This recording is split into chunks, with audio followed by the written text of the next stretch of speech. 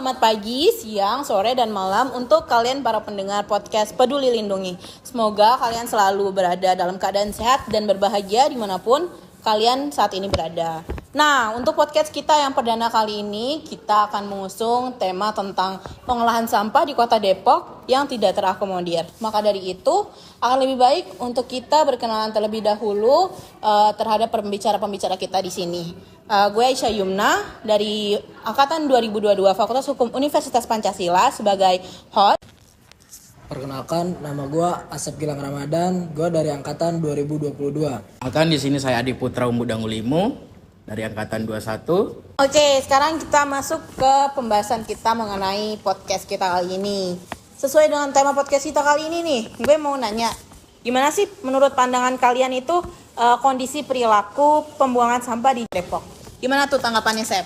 Kalau ngomongin perilaku pembuangan sampah, pastinya kita muncul di pikiran kita yaitu kebiasaan masyarakat yang suka membuang sampah sembarangan dan juga pengolahan sampah yang belum maksimal. Kehidupan masyarakat saat ini maunya serba instan, pasti menghasilkan sampah yang lebih banyak lagi dong. Selain itu, masyarakat juga sering membuang sampah ke sungai dan juga membakar sampah. Untuk pembakaran sampah sendiri itu biasanya sih dilakukan karena tidak adanya fasilitas yang mendukung memadai mengumpulkan dan mengelola sampah. Seperti di Kota Depok, untuk saat ini dikatakan tiap hari pembuangan sampah itu, tempat pembuangan sampah itu sekitar 1.250 ton per hari. Sedangkan tempat penampungan di Kota Depok itu tepatnya 750 ton per hari. Nah, masalah ini menjadi persoalan yang sangat serius karena sampah di Kota Depok ini kurang terakomodir. Wah, bener banget tuh. Pengolahan sampah itu emang semuanya bakal balik lagi ke manusianya sih ya. Baik masyarakat yang aktif menghasilkan sampah maupun pemerintah yang harus menyediakan fasilitas pembuangan yang memadai. Nah, pembahasan kita sekarang udah mulai masuk ke pemerintahan nih. Gimana sih pemahaman Bang Umbu sendiri tentang peraturan perundang-undangan yang mengatur tentang pembuangan sampah khususnya Kota Depok? Baik, untuk permasalahan mengenai pengelolaan sampah di Kota Depok ini sebenarnya udah diatur loh di dalam Kota Depok nomor 13 tahun 2018 tentang perubahan atas peraturan daerah Kota Depok nomor 5 tahun 2014 tentang pengolahan sampah. Perda ini mencakup berbagai aspek. Seperti yang pertama itu, Perda mungkin mengatur mengenai sistem pengumpulan sampah, termasuk jadwal pengumpulan, jenis sampah yang dikumpulkan, metode pengumpulan yang digunakan. Yang kedua itu ada pemilihan sampah. Perda dapat mengatur tentang pentingnya pemilihan sampah di tingkat rumah tangga atau instansi, serta menyediakan fasilitas pemilihan yang memadai. Yang ketiga itu ada pengolahan sampah. Hal ini mencakup pengolahan sampah dari pengumpulan hingga pembuangan akhir. Jadi di situ termasuk proses pengolahan atau daur ulang sampah jika diperlukan. Yang keempat itu pengendalian limbah. Jadi Perda di sini pun mengatur pengendalian limbah berbahaya dan non berbahaya, serta penerapan praktik rumah lingkungan dalam pengelolaan limbah. Jadi di situ ada sanksi juga, sanksi atau hukuman bagi pelanggar yang tidak mematuhi ketentuan yang telah diatur dalam peraturan tersebut. Perda ini juga bertujuan untuk meningkatkan kesadaran masyarakat akan pentingnya pengolahan sampah yang baik serta untuk memastikan lingkungan tetap baik dan sehat. Jadi gitu. Oke, berarti untuk peraturan-peraturan daerah sendiri itu udah cukup lengkap dan kompleks ya, apalagi untuk sanksinya juga udah jelas. Nah, kita bakal move ke pertanyaan ketiga nih. Menurut Asep sendiri, gimana sih sampai saat ini peran pemerintah untuk mendidik generasi mendatang tentang pentingnya pengelolaan sampah yang bertanggung jawab? Coba dijelaskan. Nah, kalau kita bicara tindakan preventif yang dilakukan pemerintah dalam mengatasi permasalahan sampah khususnya generasi Gen Z, yaitu salah satunya yang pasti adalah mengadakan campaign yang membahas kenapa sih kita sebagai generasi muda dalam memelihara lingkungan khususnya turut andil dalam mengelola sampah ini. Karenanya di lingkungan sekitar kita banyak banget sungai dan selokan yang harusnya berfungsi sebagai aliran air tetapi malah terhalang oleh sampah. Nah, yang nantinya menimbulkan penyakit baru. Dan juga akhir-akhir ini sekelompok pemuda yang berasal dari Bandung yang kita kenal dengan namanya itu Pandawara. Mereka itu melakukan terobosan baru, yaitu mereka secara sukarela membersihkan selokan sampai dengan sungai. Sadaran penuh mereka mulai melakukan hal tersebut yang sekarang sudah banyak banget anak muda yang juga terinspirasi dari aksi mereka. Dalam hal ini pemerintah juga turut ikut andil dalam membantu memfasilitasi gerakan yang dilakukan oleh para pemuda. Aksi inisiatif dari Pandawa sebagai sukarela generasi pengelola sampah ini diharapkan seluruh lapisan masyarakat juga ikut tergerak hatinya untuk memulai memelihara lingkungan. Oke, keren banget ya Pandawara ini sebagai sukarelawan penggerak pengelolaan sampah itu menjadi inspirasi bagi masyarakat sekitarnya dan juga bakal menjadi inspirasi untuk masyarakat Depok juga, apalagi dilakukan oleh anak-anak muda yang bisa memberikan motivasi langsung terhadap generasi muda yang lainnya. Nah, kita akan lanjut ke pertanyaan terakhir kita di podcast kita kali ini. Menurut Bang Umbu sendiri, apa sih inisiatif kreatif masyarakat Kota Depok yang harus dilakukan untuk mengatasi masalah sampah? Baik, untuk mengatasi masalah sampah, pastinya masyarakat Kota Depok itu sangat kreatif ya. Jadi contohnya untuk mengatasi masalah sampah plastik, kita bisa melakukan pengembangan alternatif sampah lingkungan seperti penggunaan plastik biodegradable ketika berbelanja. Bahkan sekarang polymailer juga yang bisa digunakan sebagai bahan packing belanja online sudah ada berbahan biodegradable. Mengingat naiknya intensitas masyarakat dalam berbelanja online, pasti sampah plastik itu juga akan meningkat drastis. Dan ide plastik biodegradable ini merupakan solusi yang inovatif dan solutif. Selain itu, masyarakat Kota Depok juga dapat dengan aktif menerapkan eco-brick, yaitu dengan mengisi botol plastik bekas dengan sampah plastik biodegradable. Seperti kantong plastik, bungkusan makanan, plastik kemasan lainnya. Botol plastik ini kemudian disegel dan dapat digunakan sebagai bahan bangunan untuk membuat furniture dan dinding konstruksi. Dan bahkan untuk sebagai alat pembuat rumah, eco-brick ini dapat mengurangi timbunan sampah plastik sekaligus menciptakan bahan bangunan yang ramah lingkungan. Oke, nah kita sudah selesai nih untuk pertanyaan-pertanyaan terhadap pembicara kita di sini. Dapat disimpulkan dari pembahasan dan diskusi kita hari ini bahwa sebenarnya dalam Kota Depok sendiri itu sudah ada peraturan daerahnya ya yang mengatur tentang pengelolaan sampah. Itu peraturan daerah tersebut ada di Perda Kota Depok nomor 13 tahun 2018 yang mengatur tentang perubahan atas peraturan daerah Kota Depok nomor 5 tahun 2014 tentang pengelolaan sampah. Nah, yang diantaranya itu mencakup pengumpulan sampah, pemilahan sampah, pengelolaan sampah, dan juga pengendalian sampah. Namun untuk menerapkannya juga tetap saja diperlukan kesadaran yang tinggi dari masyarakat sekitarnya untuk dapat berperan aktif. Semoga pembahasan dan diskusi kita hari ini dapat memberikan insight yang baru dan memberikan pemahaman yang lebih luas, juga memotivasi teman-teman sekalian untuk dapat menjaga lingkungan. Nah, mungkin dari kita sekian dulu. Sampai jumpa di podcast Peduli Lindungi selanjutnya. Terima kasih dan sampai jumpa.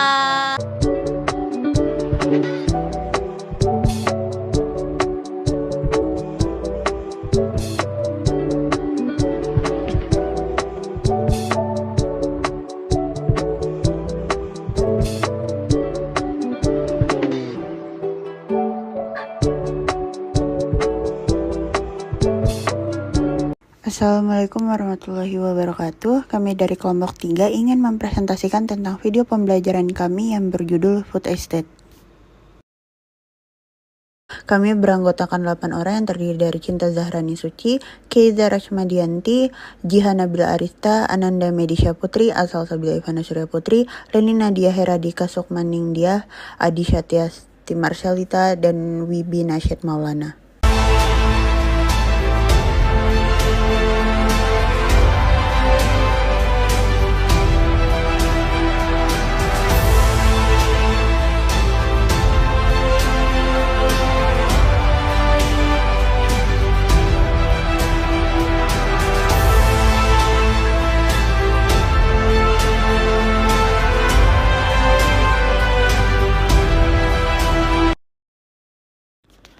Food estate adalah konsep pengembangan produksi pangan yang dilakukan secara terintegrasi mencakup pertanian, perkebunan, serta peternakan yang berada di suatu kawasan lahan yang sangat luas. Lokasi food estate berada di Kalimantan Tengah dan Sumatera Utara sebagai prioritas terdepan, diikuti dengan NTT, Sumatera Selatan, dan Papua. Food estate merupakan program strategi nasional dalam jangka waktu 2020 hingga 2024. Food estate bertujuan meningkatkan produksi pangan nasional dan menghasilkan swasembada pangan. Landasan hukum.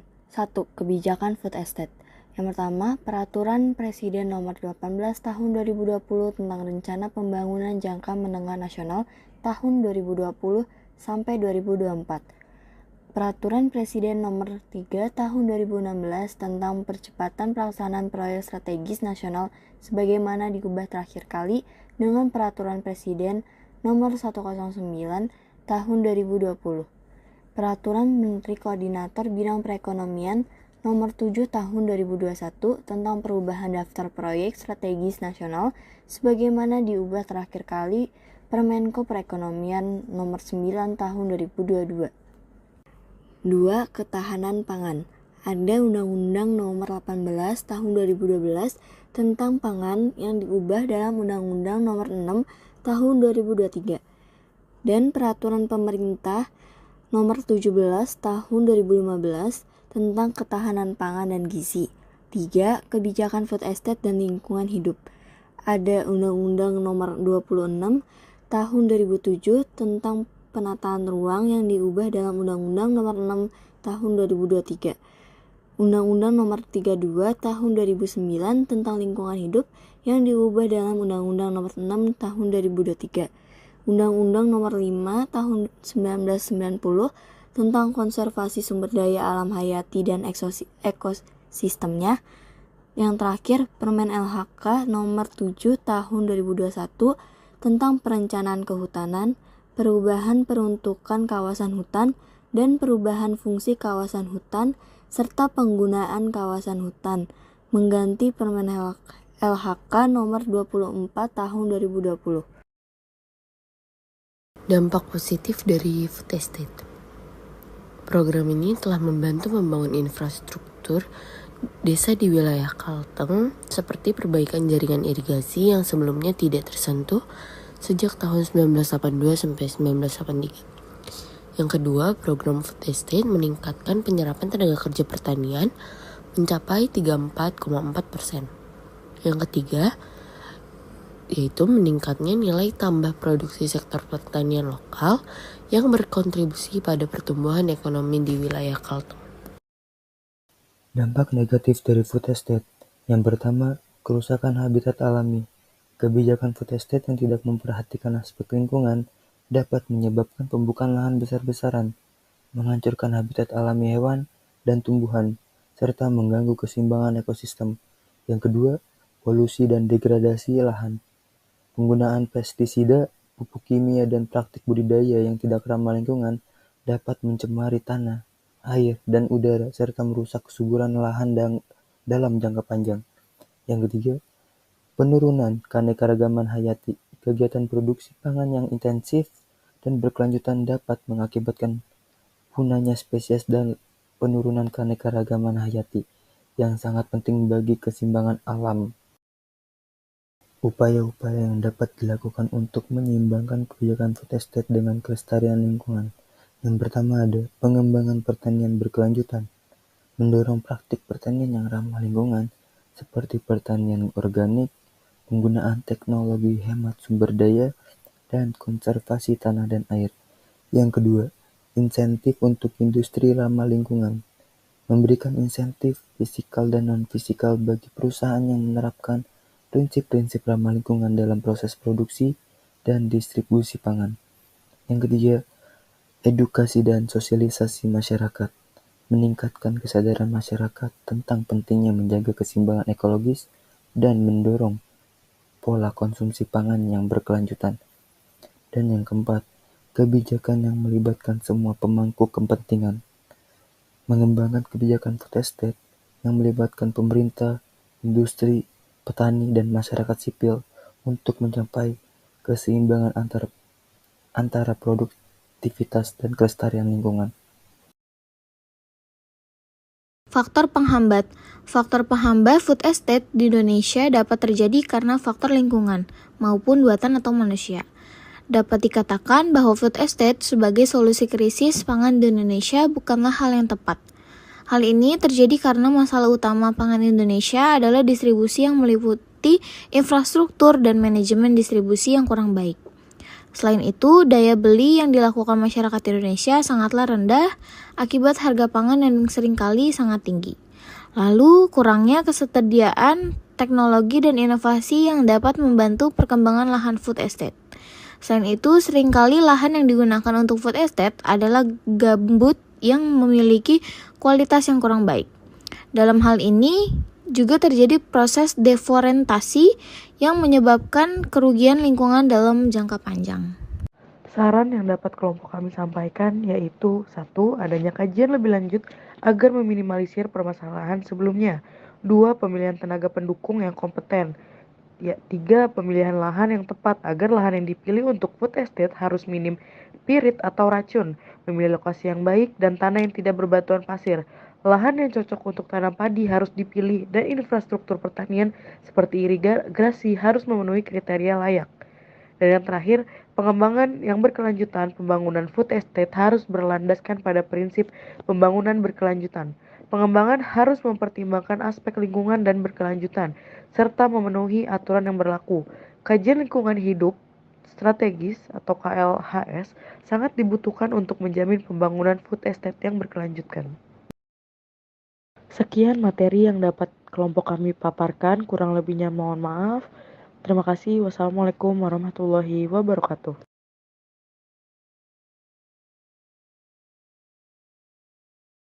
Persoalan pengurangan emisi karbon bisa kita lakukan, di saat yang sama pengurangan jumlah kendaraan pribadi bisa dikerjakan.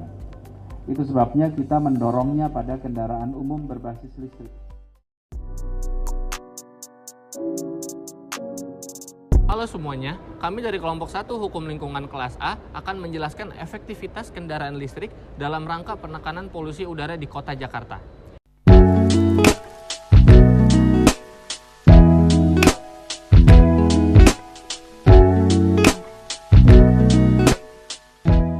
Yang kita angkat pada video kali ini adalah bagaimana penggunaan Transjakarta terhadap penekanan polusi yang ada di Jakarta. Oleh karena itu, kami mencoba mencari dan mencoba mendokumentasikan beberapa efektifnya penggunaan Transjakarta dalam kegiatan sehari-hari warga daerah khusus Jakarta.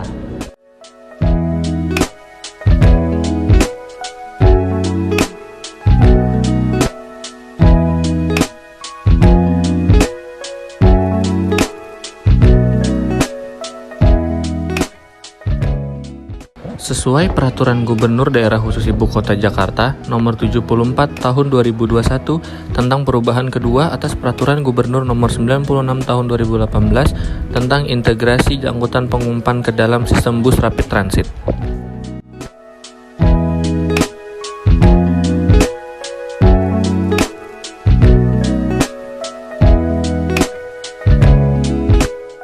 Bahwa untuk mengatur penggunaan bus listrik guna mewujudkan kualitas udara yang bersih di Provinsi Daerah Khusus Ibu Kota Jakarta. Menurut pasal 1 angka 19, definisi bus listrik yaitu adalah kendaraan bermotor angkutan orang yang digerakkan dengan motor listrik dan mendapatkan pasokan sumber daya tenaga listrik dari baterai secara langsung di kendaraan maupun dari luar yang memiliki tempat duduk lebih dari 8 orang, termasuk untuk pengemudi atau yang beratnya lebih dari 3.500 kg.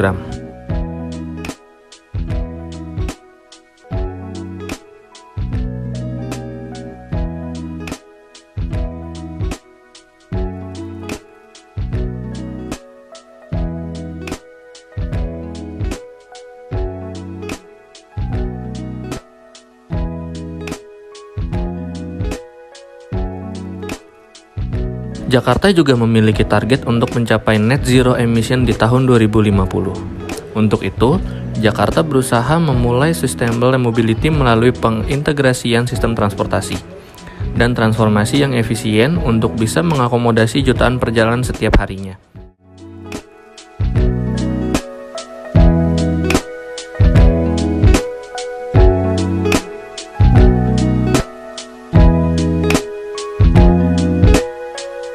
Elektrivitas dalam sistem transportasi disampaikan Kepala Divisi Sekretaris Perusahaan dan Humas PT Transportasi Jakarta, Angelina Beatrice, mengatakan telah diamanatkan dalam Peraturan Gubernur DKI Jakarta Nomor 90 Tahun 2021. Ini juga sejalan dengan Peraturan Presiden Nomor 55 Tahun 2019 tentang percepatan program kendaraan bermotor listrik berbasis baterai atau Battery Electric Vehicle untuk transportasi jalan.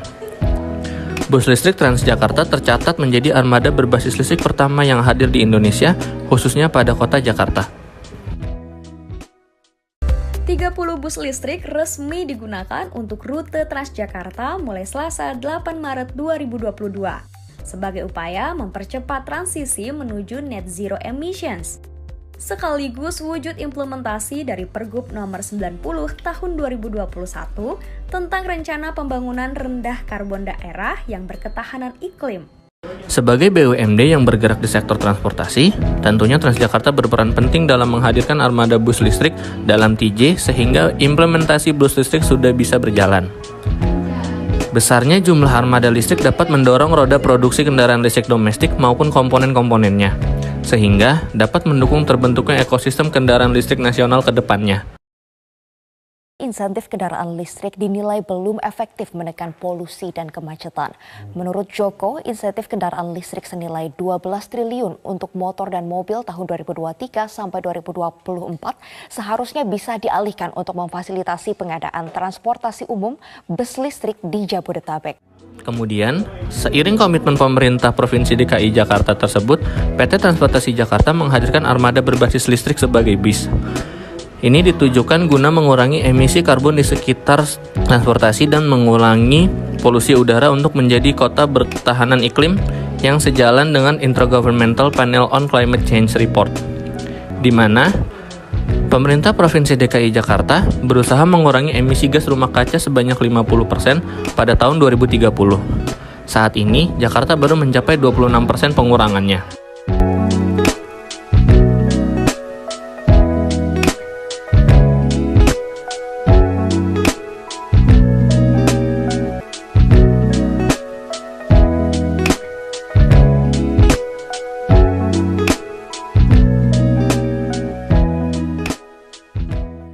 Rencananya, semua armada Transjakarta akan berganti armada bus baru yang berbasis emisi pada tahun 2025. Kedepannya, semua armada akan beralih menjadi bus listrik secara bertahap. Mari menjadi saksi perubahan besar pada layanan transportasi berbasis listrik imbuhnya. Sebagai informasi, armada bus listrik Transjakarta memiliki kapasitas baterai sebesar 324 kWh dengan jarak tempuh mencapai 250 km atau dengan jam operasi yaitu 17 jam operasi. Satu unit armada memiliki proses pengisian daya dengan waktu yang sangat cepat, yakni hanya 1,5 jam untuk mencapai 100%. Menurut Perpres RI nomor 79 tahun 2023, perubahan atas Perpres RI nomor 55 tahun 2019 tentang percepatan program kendaraan bermotor listrik berbasis baterai atau Battery Electric Vehicle untuk transportasi jalan yang terdapat di pasal 19. Pencemaran udara sendiri sebetulnya dijelaskan di dalam Peraturan Pemerintah Republik Indonesia Nomor 41 Tahun 1999 tentang pencemaran udara sebagaimana yang diatur di pasal 1 dalam peraturan pemerintah ini. Selanjutnya, apakah dengan keberadaan bus listrik Transjakarta dapat menekan polusi yang terjadi di kota Jakarta dan dapat mewujudkan net zero emission? Berdasarkan data 2021 yang kami temukan, rata-rata Air Quality Index di Jakarta yang dihitung berdasarkan analisis data dan pembahasan yang telah kita uji dengan menggunakan metode algoritma C.45 untuk mengelompokkan atau mengklasifikasikan data kualitas udara DKI Jakarta. Berdasarkan data yang diambil dari website Jakarta Open Data, data tersebut menggunakan 6 parameter pengukuran kualitas udara yaitu PM10, PM25, SOZ, CO, O3, NOZ, dan kategori.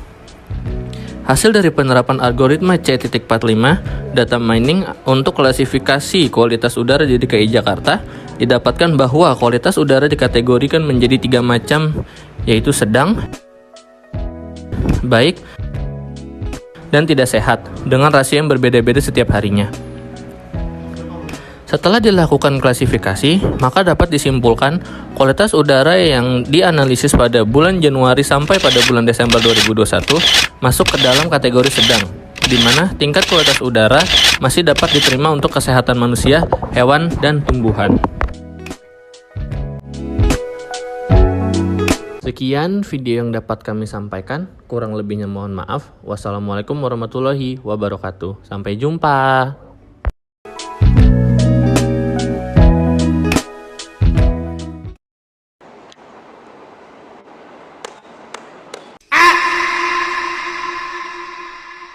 Halo semuanya,